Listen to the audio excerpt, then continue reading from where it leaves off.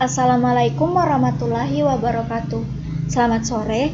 Pada video kali ini saya akan menjelaskan mengenai manajemen piutang sebagai tugas akhir atau tugas final dari mata kuliah Financial Management. Sebelum kita beralih ke pembahasan, izinkan saya untuk memperkenalkan diri terlebih dahulu. Nama saya yaitu Khairiatul Anissa dengan NIM 19521520001. Baiklah, tanpa banyak basa-basi lagi, kita beralih ke pembahasan. Sebelum kita mengenal lebih jauh mengenai manajemen piutang, ada baiknya kita mengenal terlebih dahulu apa itu manajemen piutang dan mengapa manajemen piutang ini sangat penting bagi suatu perusahaan. Manajemen piutang bertujuan untuk mengelola serta mengorganisir piutang perusahaan agar semua piutang dapat ditagih dan diterima atau dikonversi sebagai kas yang akan menghasilkan laba rugi bagi perusahaan. Dengan adanya manajemen piutang, perusahaan dapat memastikan bahwa piutang dapat sepenuhnya tertagih, serta dapat membantu perusahaan untuk menghindari risiko-risiko kecurangan yang dapat terjadi. Setelah kita mengetahui apa itu manajemen piutang dan mengapa manajemen piutang itu penting bagi perusahaan, selanjutnya saya akan membahas mengenai penjualan kredit. Penjualan kredit memiliki arti atau pengertian sebagai penjualan yang dilakukan secara non-tunai. Dalam hal ini, perusahaan mengharapkan laba yang diterima jauh lebih besar dibandingkan penjualan yang dilakukan secara tunai. Ada begitu banyak alasan mengapa penjualan kredit ini penting bagi suatu perusahaan. 3 di antaranya yaitu yang pertama, meningkatkan penjualan, lalu yang kedua yaitu relatif menjaga nilai waktu uang dari modal kerja, serta yang terakhir yaitu berpeluang menciptakan transaksi dengan berbagai pemasok atau produsen bagi pembeli atau konsumen.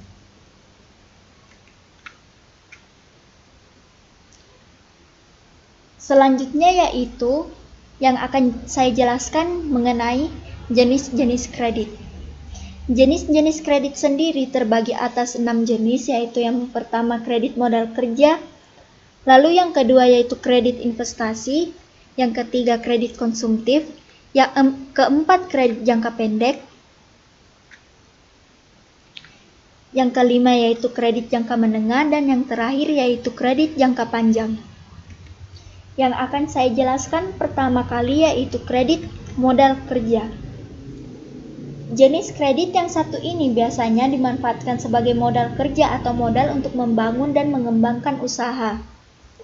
Kredit ini bersifat produktif, artinya kredit ini diharapkan mampu menciptakan sebuah barang, produk atau jasa dari kegiatan usaha sehingga dapat menghasilkan keuntungan untuk membayar tiap angsuran kredit setiap bulannya. Jenis kredit yang kedua yaitu kredit investasi. Hampir sama dengan kredit modal kerja, kredit investasi juga bersifat produktif, di mana kredit ini dimanfaatkan sebagai bentuk investasi atau penanaman modal untuk menghasilkan keuntungan. Hanya saja, dibandingkan dengan kredit modal kerja, kredit ini membutuhkan waktu yang cukup lama dalam memberikan keuntungan. Jenis kredit yang selanjutnya yaitu kredit konsumtif. Kredit konsumtif merupakan kredit yang pada dasarnya digunakan untuk keperluan atau kebutuhan yang sifatnya pribadi. Lalu jenis kredit yang keempat yaitu kredit jangka pendek. Kredit jangka pendek merupakan jenis kredit berdasarkan jangka waktu pengembalian yang pertama. Sesuai dengan namanya, kredit jangka pendek memiliki jangka waktu pengembalian rata-rata kurang dari setahun. Biasanya, kredit jangka pendek ini sangat cocok digunakan untuk membiayai kebutuhan modal kerja, yang dimana dalam kurun waktu kurang dari 1 tahun sudah bisa terlihat keuntungannya.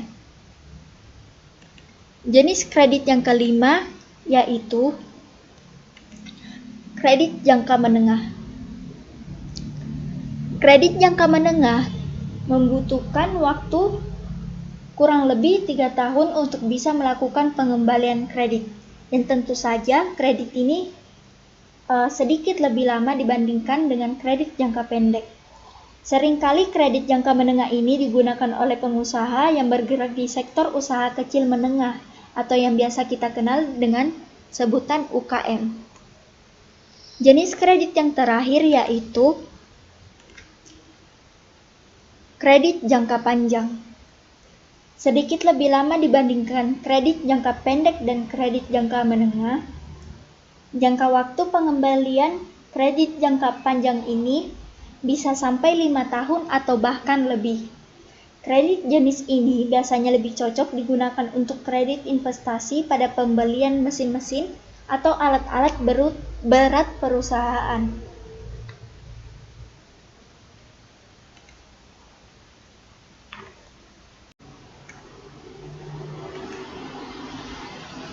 Selanjutnya, setelah kita membahas mengenai jenis-jenis kredit,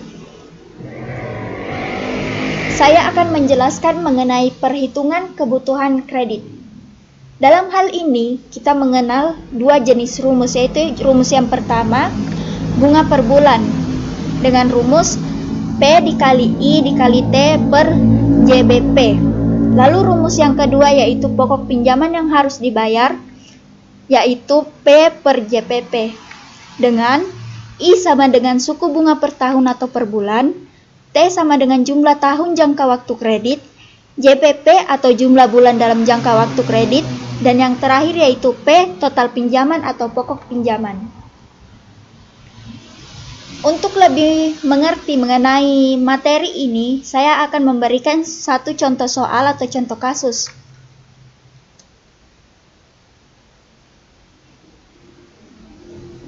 Soalnya yaitu PT Maju Bersama meminjamkan uang kepada Mr. Takur sebesar 240 juta selama 12 bulan atau 1 tahun.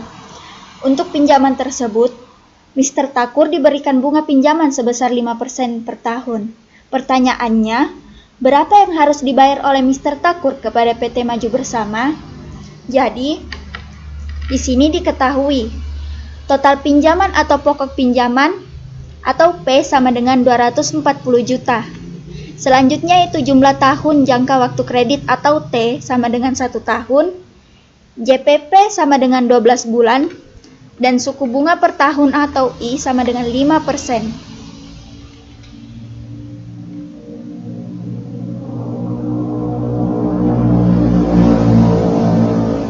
Jadi, penyelesaiannya yang pertama harus kita cari terlebih dahulu yaitu pokok pinjaman yang harus dibayarkan oleh Tuan Takur per bulannya.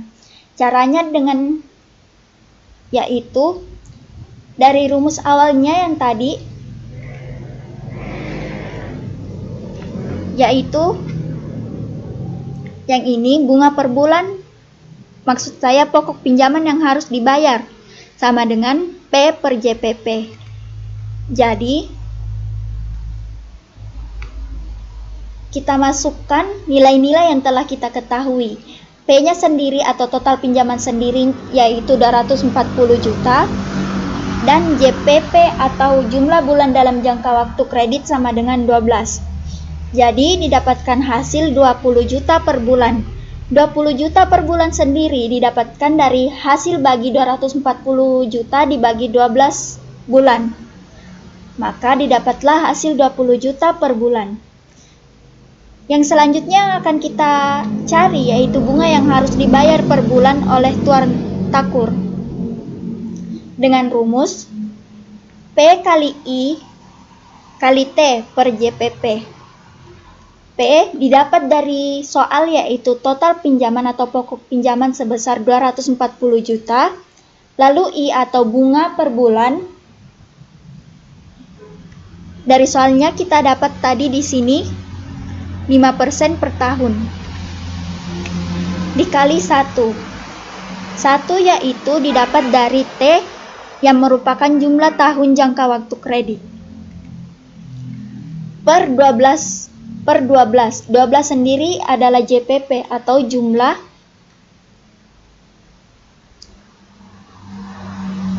bulan dalam jangka waktu kredit. Kita masukkan angka-angka yang telah kita catat tadi di bagian diketahui ke dalam rumus. Sehingga didapat di sini 240 juta dikali 5% dikali 1 per 12. Maka didapat 12 juta per 12 dan hasil akhirnya yaitu 1 juta. Sehingga kita dapat mengambil kesimpulan jumlah uang yang harus dibayar oleh Mr. Takur kepada PT Maju Bersama setiap bulannya dari cicilan pertama sampai akhir adalah 21 juta yang diperoleh dari pokok pinjaman yang harus dibayar per bulan ditambah bunga per bulan sama dengan 20 juta ditambah 1 juta sama dengan 21 juta.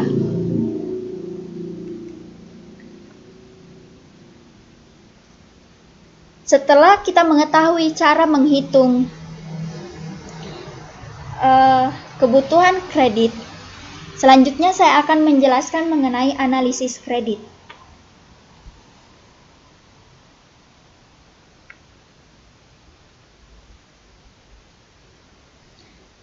Analisis kredit adalah cara untuk menghitung kelayakan kredit suatu usaha atau organisasi. Dengan perkataan lain, analisis kredit adalah penilaian kemampuan suatu perusahaan menghargai semua kewajiban keuangannya.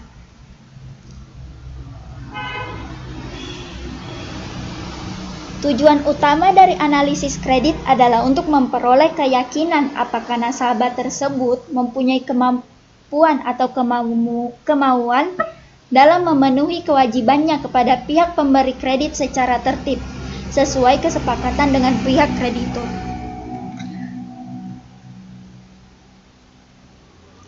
Bagian selanjutnya yang akan saya jelaskan yaitu mengenai kebijakan kredit.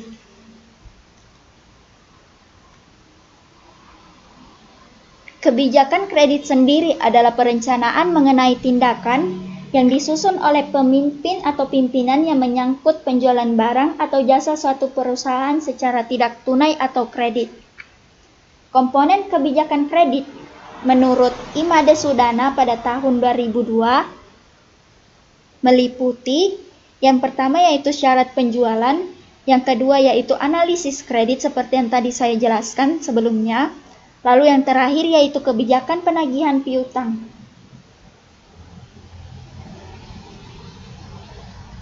Berdasarkan pendapat tersebut, kita dapat menyimpulkan pada dasarnya komponen kebijakan kredit meliputi syarat kredit, analisis kredit, dan kebijakan penagihan piutang yang digunakan perusahaan untuk menetapkan kebijakan kreditnya.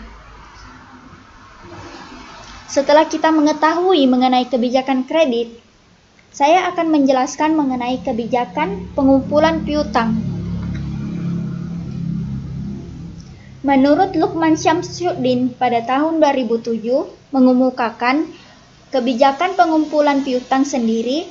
Suatu perusahaan adalah merupakan prosedur yang harus diikuti dalam mengumpulkan piutang-piutangnya apabila telah jatuh tempo.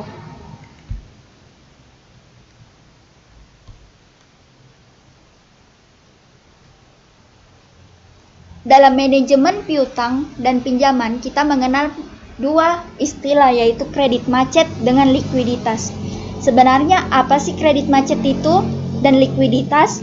Sebelum kita membahas mengenai hubungan kredit macet dengan likuiditas, saya akan menjelaskan terlebih dahulu mengenai apa itu kredit macet maupun apa itu likuiditas. Kredit macet adalah keadaan di mana nasabah individu ataupun perusahaan tidak mampu membayar kredit tepat waktu. Sedangkan likuiditas sendiri merupakan kemampuan suatu perusahaan dalam memenuhi kewajibannya untuk membayar utangnya. Jadi dapat kita simpulkan, hubungan keduanya jika seseorang atau perusahaan dalam situasi kredit macet, maka kas yang seharusnya masuk dan menambah likuiditas suatu perusahaan atau bank tidak dapat terjadi, sehingga mengakibatkan perusahaan atau bank tersebut tidak mampu memenuhi kewajiban jangka pendeknya. Baiklah, sekian dari saya mengenai materi manajemen piutang. Apabila ada kesalahan kata, mohon dimaafkan. Wabillahi taufik wal hidayah. Wassalamualaikum warahmatullahi wabarakatuh. Selamat sore.